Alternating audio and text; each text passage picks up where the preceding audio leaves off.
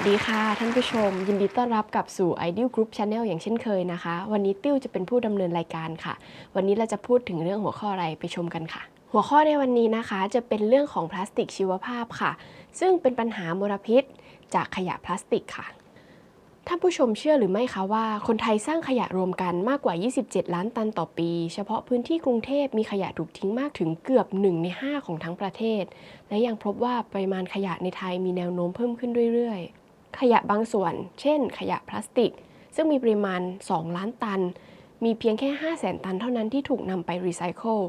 ในขณะที่ส่วนใหญ่แล้วถูกนำไปกำจัดด้วยวิธีฝังกลบและมีขยะมากถึง 27% ที่ถูกกำจัดด้วยวิธีการที่ไม่ถูกต้องเช่นการลักลอบทิ้งในที่สาธารณะขยะเหล่านี้บางส่วนเล็ดลอดกลายเป็นขยะจากบนบกที่ถูกปะปนทิ้งลงสู่ท้องทะเลซึ่งกำลังก่อให้เกิดปัญหามลพิษทางทะเลเป็นอันตรายต่อสัตว์ทะเลอย่างที่กำลังประสบภาวะวิกฤตมลพิษทางทะเลอยู่ในขณะนี้เว็บไซต์ Fair Planet ซึ่งเคลื่อนไหวเกี่ยวกับประเด็นธรรมชาติและสิ่งแวดล้อมได้รายงานข้อมูลเกี่ยวกับ10อันดับสิ่งของที่พบเป็นขยะทะเลมากที่สุดจากองค์กรอนุรักษ์ท้องทะเลหรือ Ocean Conservancy มาดูกันว่าขยะประเภทไหนพบเห็นได้มากที่สุดค่ะอันดับที่1นะคะก้นบุหรี่ค่ะอันดับที่2บรรจุภัณฑ์ใส่อาหารอันดับที่3ขวดเครื่องดื่มอันดับที่4ถุงพลาสติกอันดับที่5หมวกอันดับที่6ช้อนส้อมมีดและจานอันดับที่7หลอดและที่คนแก้วอันดับที่8แก้วและขวดอันดับที่9กระป๋องเครื่องดื่มและอันดับที่10คือถุงกระดาษค่ะคำถามก็คือจะทำอย่างไรให้ปริมาณขยะเหล่านี้ลดลงคำตอบของคำถามนี้คงต้องเริ่มต้นที่ตัวเราทุกๆคนนั่นคือการลดการสร้างขยะนั่นเองค่ะโดยเริ่มต้นที่ลดขยะที่เกิดจากการใช้ในชีวิตประจำวันลงและหนึ่งในแนวคิดในการลดปริมาณขยะที่ทุกคนสามารถทำได้ง่ายๆก็คือลดขยะตามแนวคิด 3R หรือ Reduce, Reuse and Recycle ค่ะการลดขยะด้วยแนวคิด 3R เป็นแนวคิดและแนวทางในการปฏิบัติเพื่อการใช้ทรัพยากรที่มีอยู่อย่างคุ้มค่าสามารถช่วยลดปริมาณขยะให้น้อยลงด้วยการลดการใช้การนำกลับมาใช้และการนำขยะกลับมาใช้ใหม่ค่ะโดยเริ่มต้นที่การใช้ให้น้อยลงลดการใช้วัสดุผลิตภัณฑ์ที่ก่อให้เกิดขยะเพื่อลดปริมาณขยะที่เกิดขึ้นก็คือ reduce นะคะการนำวัสดุผลิตภัณฑ์ที่ยังสามารถใช้งานได้กลับมาใช้ซ้ำ reuse และการนำวัสดุผลิตภัณฑ์ที่ใช้งานแล้วมาแปรรูปเพื่อนำกลับมาใช้ใหม่คือ recycle ค่ะ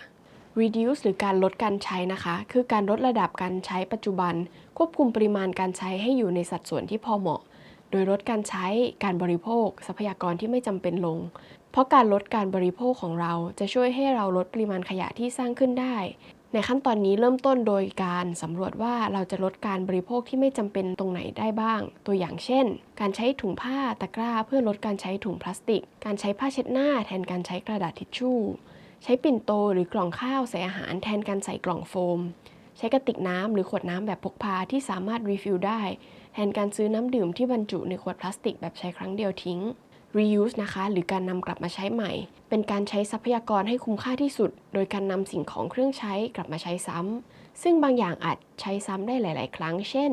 ใช้บรรจุภัณฑ์ซ้ำหลายครั้งก่อนทิ้งใช้ภาชนะที่ใช้ซ้ำได้เลือกซื้อสินค้าที่สามารถใช้ซ้ำได้ซึ่งนอกจากการช่วยลดการเกิดขยะแล้วยังช่วยลดปริมาณการตัดต้นไม้ได้เป็นจำนวนมาก recycle หรือการนำกลับมาใช้ใหม่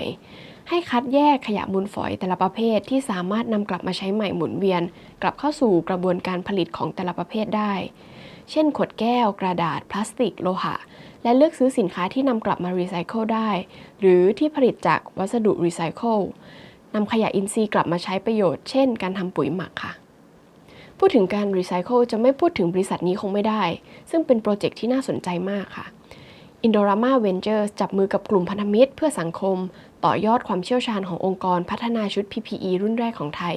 ที่ผลิตด้วยเส้นใยรีไซเคิล 100% จากขวดพลาสติก PET ภายในประเทศซึ่งสามารถใช้ดูแลผู้ป่วยติดเชื้อไวรัสโควิด -19 ระดับเสี่ยงน้อยถึงปานกลางได้เป็นอย่างดีปัจจุบัน Indorama Ventures มีโรงงานรีไซเคิล 11 แห่งทั่วโลกในประเทศเนเธอร์แลนด์ไอร์แลนด์ฝรั่งเศสสหรัฐอเมริกาเม็กซิโกรวมถึงโรงงานรีไซเคิลในประเทศไทย ซึ่ง IVL ได้ก่อตั้งโรงงานรีไซเคิลโพลีเอสเตอร์และพลาสติก PET ครบวงจรในประเทศไทยเป็นครั้งแรกในปี พ.ศ.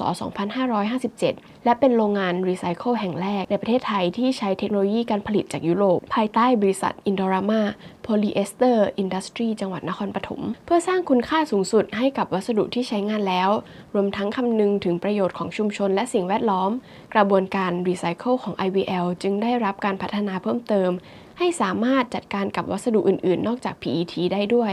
เช่นฝาขวด HDPE และฉลาก PP เป็นต้นพลาสติกประเภทดังกล่าวจะถูกแยกและนำไปรีไซเคิลในอีกกระบวนการหนึ่งส่วนฉลาก PVC ซึ่งปัจจุบันได้จ้างบริษัทรับจัดเก็บตามข้อกำหนดของรัฐบาลอยู่ระหว่างการคิดค้นวิธีนำกลับมาใช้ประโยชน์ได้ใหม่อีกด้วยนอกจากนี้น้ำที่ผ่านการบำบัดภายในโรงงานสามารถนำกลับมาใช้ใหม่ได้ถึง80%ของปริมาณทั้งหมดที่ใช้ภายในโรงงานอีกด้วยสำหรับวันนี้นะคะหวังว่าท่านผู้ชมจะได้รับประโยชน์จากข้อมูลเกี่ยวกับปัญหาสภาวะของขยะพลาสติกได้เป็นอย่างดีนะคะสำหรับวันนี้ติ้วขอลาไปก่อนนะคะพบกันใหม่ใน EP หน้าค่ะอย่าลืมกดไลค์กดแชร์กด Subscribe ให้พวกเราด้วยนะคะสวัสดีค่ะ